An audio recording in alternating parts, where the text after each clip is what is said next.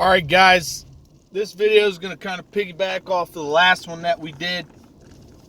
In the last video, we talked about one of the mechanisms that Texas can use to activate their reserve militia. In today's video, we're going to talk about what the rest of the states can do, what mechanism they have that's afforded to them by the United States Constitution. So let's talk about it.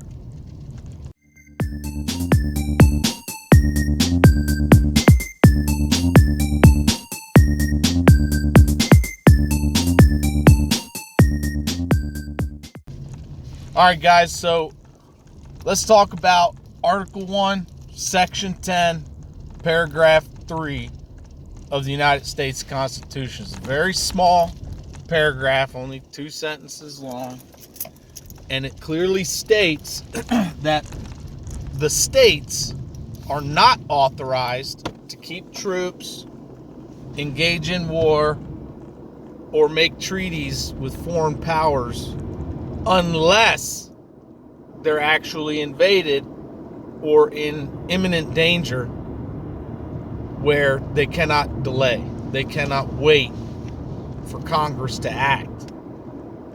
So it very clearly recognizes that the states have the authority to activate the militia when they're being invaded or when they're in imminent danger to the point to where they can't delay. They can't wait for Congress to act. So this mechanism right here is given to the states so that the states can protect themselves during times of imminent danger or to prevent invasion. So, you don't have to wait for the invasion to happen.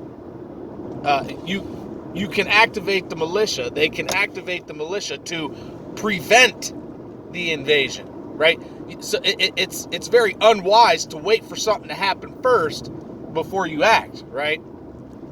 That's not the way you ought to do it. If you're a wise governor and you love your people, you're going to act first to prevent this kind of thing from happening. So now the United States Constitution does not clearly define imminent danger. But I propose that imminent danger, that these things qualify as imminent danger. Over 100,000 people dying every year from a chemical weapon of mass destruction called fentanyl. All right? I'd say that's imminent danger, right? Thousands and thousands of illegal migrants not being vetted. We don't know who they are, and some of them may be bringing diseases into your communities, right? I would say that qualifies as imminent danger, right?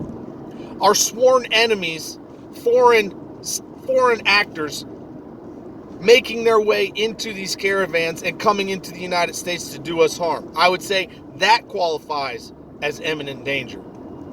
Foreign adversaries coming in to the nation definitely qualifies not just as imminent danger, but as an invasion. Okay? We know that there have been many Russians coming through. We know that there have been Iranians coming through, Cubans and Venezuelans, and a lot of Chinese. We also know that our military bases have been probed since this happened, right? Fort Bliss was probed. They caught some Russians probing Fort Bliss. They also caught a couple Chinese exchange students probing a military base in Alaska, saying that they were trying to go on the military base to find something to eat. That doesn't make sense, does it? So, all this stuff has all of a sudden started happening. In the last couple of weeks, we've had substations attacked, right? We've had countless illegal immigrants coming in that we don't know who they are.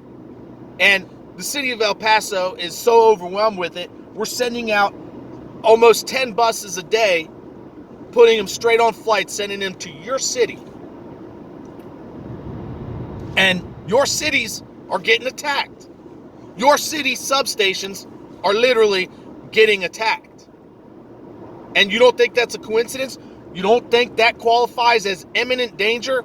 I mean, argue the semantics of imminent danger later in court, right? After you take care of the situation, right? After you secure your borders. You don't need to wait for Congress to act, because Congress isn't going to act. You don't need to wait to see what the Supreme Court says about Title 42, because you don't need Title 42. The United States Constitution is very clear. Article 1, Section 10, Paragraph 3. The states, the governor, who is the commander-in-chief of the militia, has the authority to call forth the militia. Well, in the state of Texas, the sheriff can do it, the judge can do it, the county judge, and so can the mayor. But they've got to send a letter to the National Guard, the commander of the National Guard in their region, and they've got to ask for them to call forth the reserve militia. So, this mechanism that we got was given to us by our forefathers for this kind of situation that we're in right now, And what we don't want and what we don't need is the United Nations to come in here to clean up the mess, because we can't take care of the problem on our own. Hey guys, if you like my videos and you want to help my channel to grow, please consider hitting that like button, leave a comment in the comment section below, and share the videos with your family and friends. It lets YouTube know that my videos are worth recommending to other viewers. Thanks for watching, and enjoy the rest of the video. Right? Now, I would just say to Governor Abbott, grow a spine and grow a pair and activate the reserve militia. It's very clear in Title 4, subsection C, Chapter 431, that you have the authority to do it. You've got 30 million men and women in your state. Millions of us would volunteer for this. And yet you're wasting our taxpayer dollars on private contractors because the National Guard is insufficient to deal with the problem. Right? Here in El Paso, they've got hundreds of jobs opening up right now for armed guards and unarmed guards to assist CBP. And why is that? Because the numbers in the National Guard are insufficient to take care of the job. Because of all these damn mandates, all these damn you got to get jabbed. Nobody wants to do that. So do your job, activate the reserve militia like you ought to, like you're supposed to, which is your duty to protect this state and protect these people. And if you're watching this video and you got a state that actually is not insane, hasn't gone completely woke, make sure you urge them to use the mechanisms that they have, which is afforded to them by the United States Constitution, to take care of this problem. I laid it out. I told you what it is. Article 1, Section 10, Paragraph 3.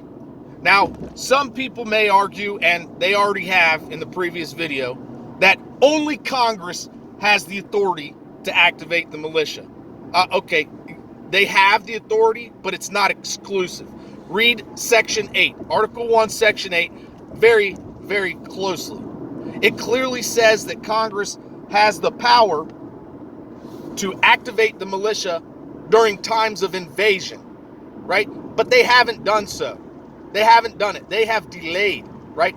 It also, what it doesn't say is that the power to activate the militia is exclusive to Congress. Nowhere does it say that. And because it doesn't say that, it means that it's true that they don't have exclusive authority to do so. That's what that means. That means that the states also have the authority to activate the militia during time of invasion, and that authority is recognized in Section 10. It's not just recognized in Article 1, Section 10, it's also recognized in the 10th Amendment. So, needless to say, the governors still have the power to activate the militia, and they ought to do it. They are in imminent danger. We are being invaded. Our foreign adversaries are getting through. Our power substations are getting attacked. Human smuggling is going on. Children are being brought across the border. Weapons are being brought across the border. Chemical weapon of mass destruction is being brought across the border. Hundreds of thousands of people are dying every year. Our children are being stolen. They're going to God knows where. We don't know what kind of viruses and bacteria and plagues these unvetted people might be bringing in. I would say imminent danger has occurred. You have ample reason to say that you are in imminent danger. So argue about the semantics later in court. Activate the militia. Do what you need to do. Go down in history as a hero. Thanks for watching. Thanks for listening.